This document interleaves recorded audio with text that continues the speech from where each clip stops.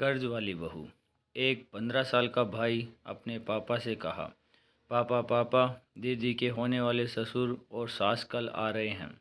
अभी जीजाजी ने फ़ोन पर बताया। दीदी मतलब उसकी बड़ी बहन की सगाई कुछ दिन पहले ही एक अच्छे घर में तय हुई थी। दीनदयाल जी पहले से ही उदास बैठे थे। धीरे से बोले, हाँ बेटा, उनका कल ही फ़ोन आया था कि वो 1-2 दिन में दहेज की बात करने आ रहे हैं। बोले, दहेज के बारे में आपसे ज़रूरी बात करनी है। बड़ी मुश्किल से ये अच्छा लड़का मिला था। कल को उनकी दहेज की मांग इतनी ज़्यादा हो कि पूरी नहीं कर पाऊँ तो कहते कहते उनकी आंखें भर आई। घर के प्रत्येक सदस्य के मन व चेहरे पर चिंता की लकीरें साफ दिखाई दे रही थी। लड़की भी उदास हो गई।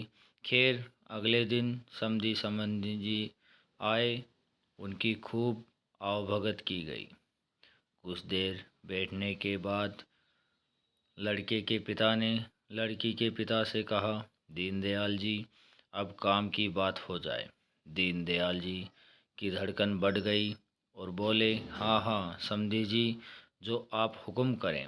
लड़के के पिताजी ने धीरे से अपनी कुर्सी दीनदयाल जी की ओर खिसकाई और धीरे से उनके कान में बोले, दीनदयाल जी, मुझे दहेज के बारे में बात करनी है। दीनदयाल जी के हाथ जोड़ते हुए आंखों में पानी लिए हुए बोले, बताइए समधी जी, जो आपको उचित लगे, मैं पूरी कोशिश करूँगा।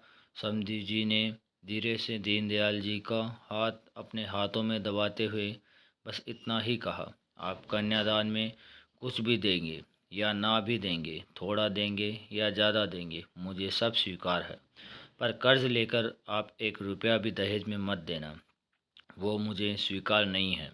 क्योंकि जो बेटी अपने बाप को कर्ज में डुबो दे, वैसी कर्ज वाली लक्ष्मी मुझे स्वीकार नहीं है। मुझे बिना कर्ज वाली बहू चाहिए, जो मेरे यहाँ आकर मेरी संपत्ति को 2 गुना कर देगी। दीनदयाल जी हैरान हो गए। उनके गले मिलकर बोले, समधी जी, बिल्कुल ऐसा ही होगा। शिक्षा।